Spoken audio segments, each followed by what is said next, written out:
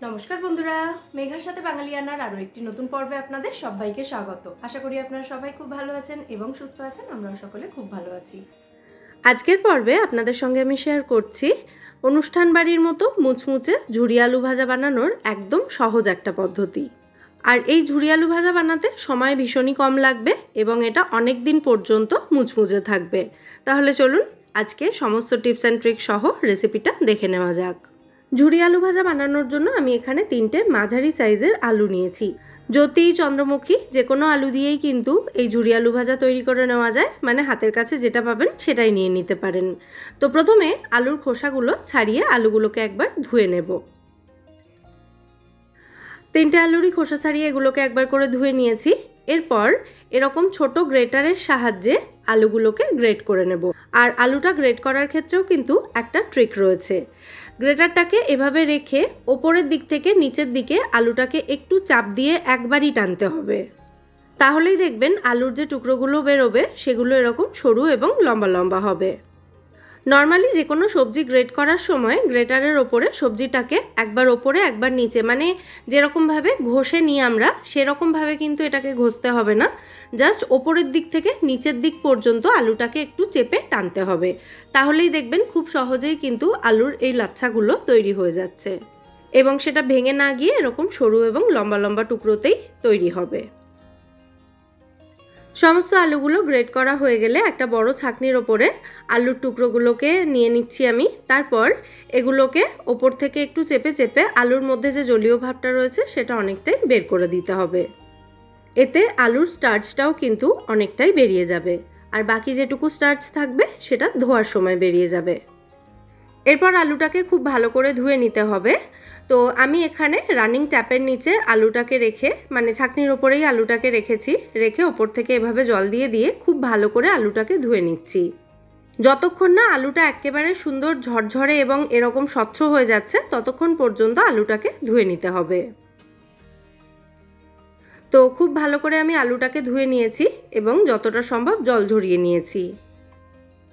তবে এখনও কিন্তু আলুতে অনেকটাই জল রয়েছে, তাই একটা পরিষ্কার কিচেন টাওয়েল নিয়ে তার উপরে আলুটা ঢেলে দিলাম।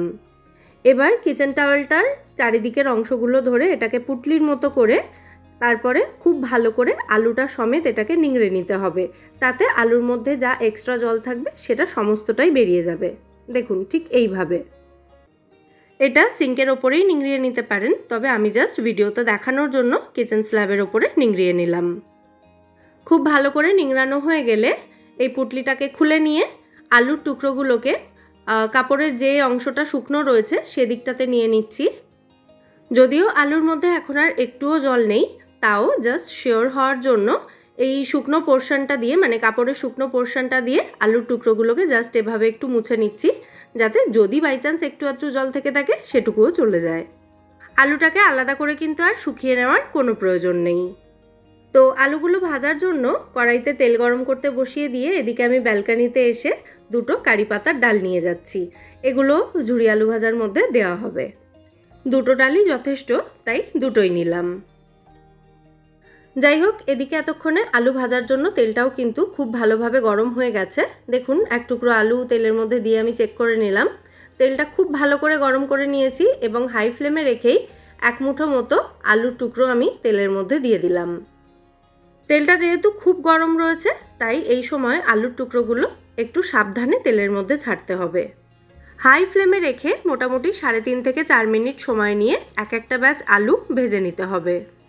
আর আলুটা ভাজার সময় এভাবে নাড়াচাড়া করতে থাকতে হবে যাতে চারিদিক থেকে আলুগুলো ইভেনলি ফ্রাই হয়, মানে চারিদিক থেকে যাতে এটা সমানভাবে ভাজা হয়। আর এদিকে দেখুন একটা প্লেটের ওপরে আমি টিস্যু পেপার বিছিয়ে রেখেছি অলরেডি। আলুটা ভাজা হয়ে যাওয়ার পর তুলে এটার ওপরেই রাখবো। তো এবার ভিডিওটাকে একটু ফাস্ট ফরওয়ার্ড করে দেব, দিয়ে পুরো আলু ভাজার প্রসেসটাই কিন্তু আপনাদের সঙ্গে শেয়ার করব, তাতে আপনাদের বুঝতে সুবিধা হবে। মোটামুটি মিনিট 3-এর মধ্যেই আলুটা ভাজা হয়ে যাবে। তো এটা ভাজা হয়েছে বুঝবেন কি করে? তেলের ওপরে আলুটা দেওয়ার পরে দেখবেন প্রচণ্ড ফেনা তৈরি হচ্ছে। সেই ফেনাটা আলু ভাজার শেষের দিকে কিন্তু একেবারে কমে যাবে এবং আলুটা হালকা হয়ে তেলের ওপরে ভেসে উঠবে। আর আলুর কালারটাও হালকা চেঞ্জ হতে শুরু করলে তখনই এটাকে তেল ঝরিয়ে তুলে নিতে হবে। আর একই রকমভাবে বাকি সমস্ত ঝুরি আলু ভাজাগুলো রেডি করে নিতে হবে। তো আরও একটা ব্যাচ ফ্রাই করাটা আমি এখানে একটু ফাস্ট ফরওয়ার্ড করেই দেখিয়ে দিচ্ছি। আবারও বলি, গ্যাসের ফ্লেমটা কিন্তু আমি হাইতেই রেখেছি।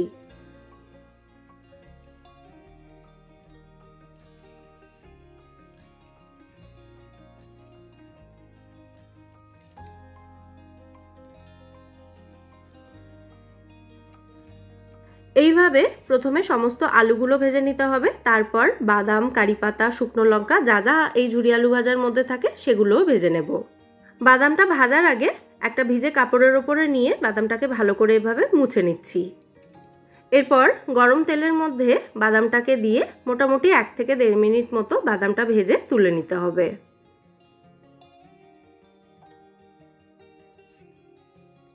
বাদামটা ভাজা হয়ে গেলে এটাকেও আলু ভাজার পাশেই আমি রেখে দিচ্ছি। এরপর কারি পাতাটা ভাজতে হবে। তো কারি পাতাটা কিন্তু ডাল সমেত এর মধ্যে দিয়ে দিলাম, তাহলে এটা ভেজে তুলতে সুবিধা হবে। তা না হলে পাতাগুলো যদি ছাড়িয়ে তেলের মধ্যে দেওয়া হয় তাহলে পাতাগুলো ভাজা হওয়ার পর সেগুলো তুলতে তুলতেই কিন্তু পুড়ে যেতে পারে।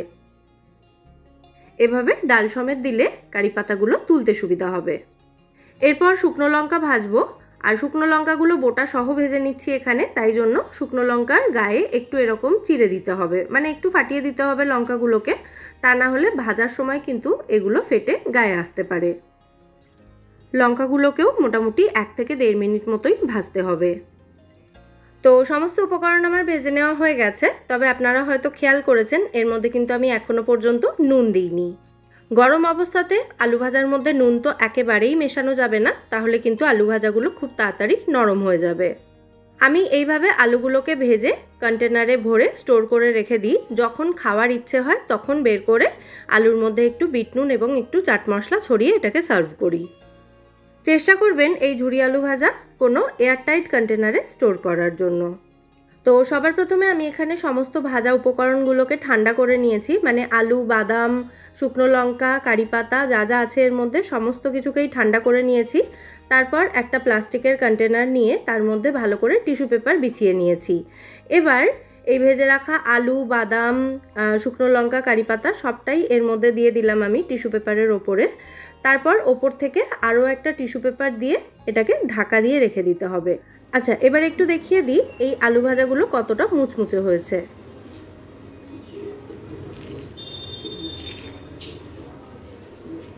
আওয়াজ শুনে এবং ভিডিও দেখে আশা করি বুঝতেই পারছেন এটা কতটা মুচমুচে হয়েছে। আর এই আলু ভাজা কিন্তু 1 সপ্তাহ মতো এভাবে টিস্যু পেপারে র্যাপ করে রেখে দিতে পারেন, এটা কিন্তু একই রকম মুচমুচে থাকবে, নরম হবে না। অনুষ্ঠান বাড়িতে এই আলু ভাজা তো পলিথিনের মধ্যেই রাখা হয়, যদিও সেটা খুব একটা হেলদি অপশান নয়, তাই প্লাস্টিকের কন্টেনারে রাখলেও এভাবে টিস্যু পেপার জড়িয়ে রাখতে পারেন, তাহলে কোনো অসুবিধা হবে না। আর বাড়িতে যদি বড় কোনো স্টিলের টিফিন বক্স বা কন্টেনার থাকে তাহলে তাতেই রাখতে পারেন, তবে সেক্ষেত্রেও আলু ভাজার ওপরে এবং নিচে টিস্যু পেপার রাখতে কিন্তু ভুলবেন না। আচ্ছা, এবার একটা কন্টেনারে কিছুটা আলু ভাজা আগের রয়েছে, সেটাও আমি একটু দেখিয়ে দিই আপনাদের। আওয়াজ শুনেই আশা করি বুঝতে পারছেন এটা এখনো পর্যন্ত কতটা মুচমুচে আছে। এটা কিন্তু 5 দিন আগে তৈরি করা, আর এটাতে কিন্তু নুন মশলা মেশানো আছে, তাও এটা এখনো পর্যন্ত একই রকম মুচমুচে রয়েছে। তাহলে আজকের এই ঝুরি আলু ভাজার রেসিপি আপনাদের কেমন লাগলো সেটা কিন্তু অবশ্যই আমায় কমেন্টে জানাবেন। যদি রেসিপিটা ভালো লেগে থাকে ভিডিওটাকে বরাবরের মতো একটা লাইক এবং শেয়ার করে দেওয়ার অনুরোধ রইল। সাথে আমার চ্যানেল মেঘার সাথে বাঙালিয়ানাকে সাবস্ক্রাইব করে আমার পাশে থাকবেন এবং আমায় সাপোর্ট করবেন। তাহলে আজকের মতো এখানেই বিদায় নিচ্ছি, আবার দেখা হবে পরের পর্বে নতুন কোনো রেসিপির সাথে। সবাই সুস্থ থাকবেন, ভালো থাকবেন এবং সবাইকে খুব ভালো রাখবেন। নমস্কার।